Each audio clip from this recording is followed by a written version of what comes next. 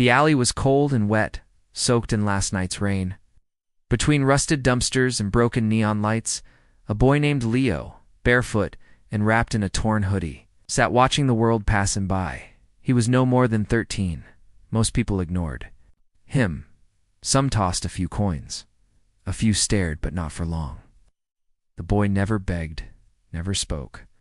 Just sat there, hugging a strange, worn-out backpack, like it held something sacred inside it. A pair of broken headphones, an old cassette tape, and a photo of a grand piano in a concert hall long forgotten. No one knew who he was, but everyone in Lower Elliston had seen him for months. Then one rainy morning, something changed. Leo wandered further than usual, past the train tracks and into the old district, where fog clung to rooftops and silence filled the air. He stopped. In front of a massive building, long abandoned, its walls cracked, its windows shattered, above the archway. Faded letters read, "The Armitage Hall of Music Est. 1892, the glass doors were chained." But time had made them brittle. With a push and a creak, Leo slipped inside. The place was hollowed out. Dust covered everything. Echoes followed him with every step. He wandered down the marble hallway, where portraits of composers and child prodigies lined the walls. But then he heard it. A note. Just one. Soft. Trembling like someone had touched a single piano key. He followed the sound down a corridor that led to a grand auditorium, rows of velvet seats long decayed. A cracked chandelier dangled from above and on. Stage under a single beam of light breaking through the ceiling, sat a grand piano, old, elegant, out of place, as if untouched by time. Leo froze. Something pulled at him, something deep, like a memory he couldn't quite place. He climbed the steps to the stage. The piano was covered in dust.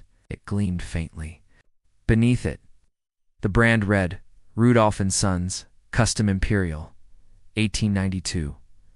Leo stared at it. His fingers twitched. Then he reached out. The moment he touched the keys, the auditorium trembled just slightly. The air grew still, like it was holding its breath. Leo sat down, and he played. Not a song, not at first. Just a few notes, then chords, then more. His fingers, bruised and small, moved like they'd done this before in another life. The music flowed out of him, raw and haunting. Something inside him unlocked. And then the lights. Above flickered, the chandelier swayed. And across the auditorium, in the shadows, a woman appeared. She wore a long black dress, her face half covered by her hair.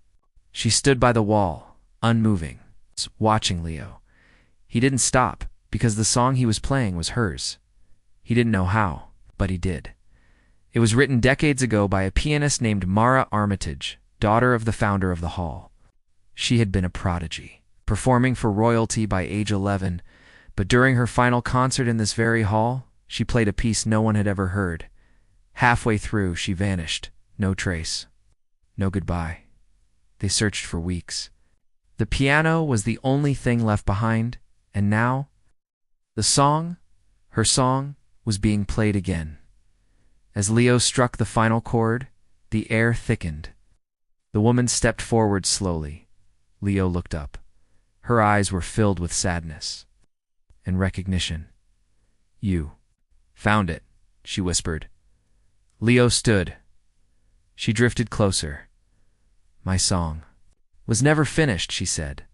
"I played it once, but I never escaped what came with it." Leo blinked. She stepped forward, her pale hand outstretched toward the keys. "Will you play it with me?" She asked. Leo nodded, and together they began again, this time, the full composition. The walls around them shimmered as they played. Memories echoed through the building, voices of past students clapping from invisible audiences. The very foundation of Armitage Hall awakened. The melody swelled, passionate, complex, aching with sorrow and triumph, and in the final moments, Mara's face changed. She smiled peacefully as the last chord echoed. She vanished in a burst of shimmering light. Leo gasped.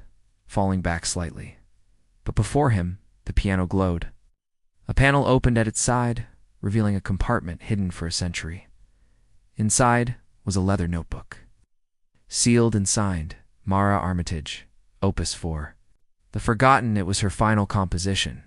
The one everyone believed lost. The one that Leo, a street boy no one believed in, had somehow brought back. 2 weeks later, the world was watching. Leo stood in a brand new suit, on stage at the Royal Symphony Theatre. The video of him playing in the abandoned hall had gone viral, gathering millions of views. Headlines called him the ghost pianist's heir. He sat beside a polished grand piano, lights flashing, cameras rolling. He closed his eyes, and he played Mara's song. This time, from beginning to end, the audience sat breathless. Tears ran down faces. Musicians in the crowd held their hearts, and, in the highest balcony, invisible to all, a woman in black smiled. Some say music never dies. Some say souls who leave too soon find ways to finish what they started.